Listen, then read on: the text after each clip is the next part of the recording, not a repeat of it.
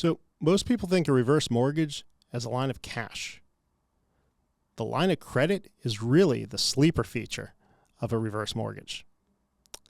Hey there, I'm Sean Segaloff, and welcome to Mortgage Tips and Bacon Bits.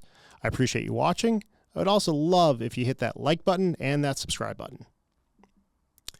So when we're talking about a reverse mortgage, a line of credit that gives people access. So, and again, there's a lump sum reverse mortgage and there's a line of credit reverse mortgage. In this case, we're talking about the flexibility of the line of credit. What that allows you is to have access to cash, a line of credit, kind of like a home equity line of credit, and pull money out of your property, and you don't have to make a payment.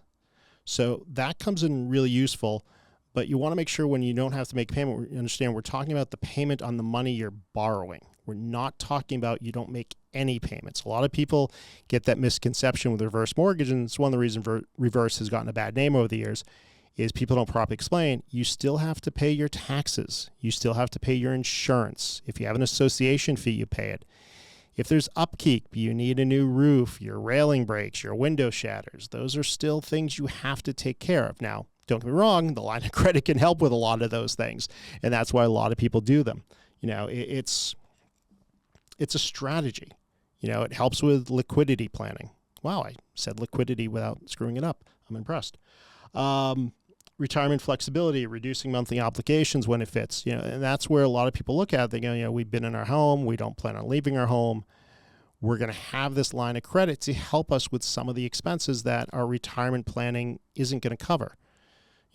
People have Social Security, people have pensions. Doesn't always cover what they need or what they want. Or maybe, it just covers their bills and they say, hey, we don't want to just cover our bills. We want to take vacations. We want to spend time with our grandkids, stuff like that. That's where these lines of credits can come in useful.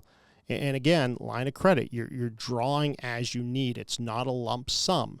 That way there, if you don't need the money, you don't pull it. But when something comes up, hey, you know what? We saw this option for this great cruise through Europe, and we want to take it, but we don't have the cash flow from our pension and Social Security.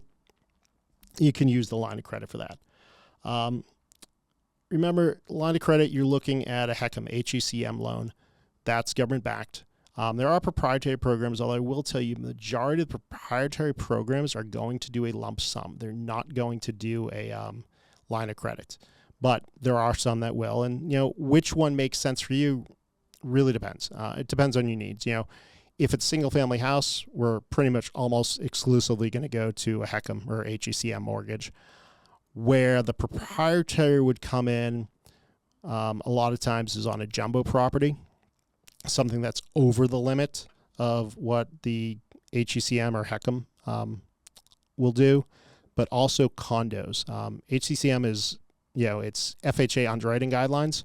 So you got to remember a lot of condos don't qualify for FHA guidelines. So that's where the proprietary comes in. It can help you qualify. And I know I've helped clients that were declined because they tried to go HECM and didn't know there was another option going proprietary. So this is Mortgage Tips and Bacon Bits. So I guess we should have some bacon bits in here. How do you use bacon? Besides breakfast, besides like on self, do you add it to stuff? Do you add it to salads? Do you add it to burgers? Do you add it to chicken? Personally, I make a bacon cheddar jalapeno cornbread in a skillet. Got to mention the skillet. I do love my cast iron. And it adds that salty kick that kind of offsets the jalapeno a little bit with the cheddar. Works great. So, but what do you use bacon for? Tell me in the comments. I'm kind of curious. I'm always looking for new ideas. Certain things that are non-negotiable, some of them are stuff we already touched on. You have to pay your taxes, you have to pay your insurance, you have to pay your association. The house has to be maintained. You can't have a situation where they condemn the property because the maintenance hasn't been done, it's falling apart. And of course, it has to be a primary residence. We're not doing a reverse mortgage on a second home or an investment property. That's not what they're for, and it's not a good way to use them, even if they were. Okay, so someone's going to argue with me that a reverse mortgage on investment property makes sense. I'm going to argue it doesn't. So we can agree to disagree. As long as we both agree that we like bacon, that's the important part. family planning is important with the reverse mortgages.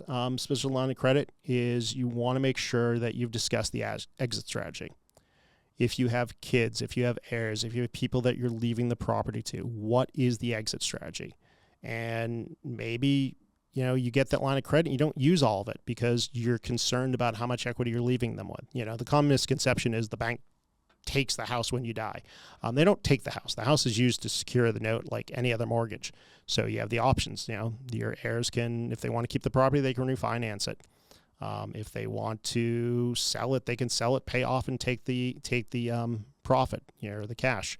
There are definitely options there. You don't just lose. People like, oh, you lose the equity. No, you don't lose the equity. That's a common misconception. But it is an important thing you need to think about. What is the exit strategy? What are you leaving your heirs with? What do you want to leave them with? Some people, maybe your family's doing great and your kids are making great money and you want to live your life and you go for it. You're not worried about it. But some people are worried about, passing down that generational wealth. Because let's be honest, and I'm sure I could do a completely other podcast just about this or video just about this. Homeownership, it's the key to generational wealth. It really, really, truly is. But again, that's something we can discuss another time. When it's not a fit, when's a reverse mortgage not a fit? Short move time, fine. There's fees like any other mortgage. So if you're taking out a reverse and you're going to sell and move in 6 months or a year or even 2 years, it's probably not the right fit. Maybe we should be looking at different type of equity lines or equity loans. That's something you want to keep in mind. Is your time frame is really the biggest thing. The other thing is, are tax insurance going to be a burden and association fee? Are you taking that money and even with that factored in, unable to live your current lifestyle? Taking that money and using the equity line to pay taxes, to pay insurance, that's great. But what do you have coming in? Do you have Social Security? Do you have pension? And how much of a line of credit do you have? What's your, hate to say, but what's your life expectancy? How far is this going to be stretched? The good thing is, we mentioned about the options as far as your heirs, reverse mortgage, non-recourse loan. So if for some reason the housing market crashes, you're never going to owe more than the property's value. So that's something really important that your heirs need to understand. So if you have any questions about reverse mortgages, whether HECM, HECM, or proprietary, I have a schedule link down below in the descriptions. Feel free to get on my calendar. Also, if you know anyone that will find this information useful, share it with them, and please do click that subscribe button. It does mean a lot to me. Because mortgages, they shouldn't be complicated. They just need to be explained clearly.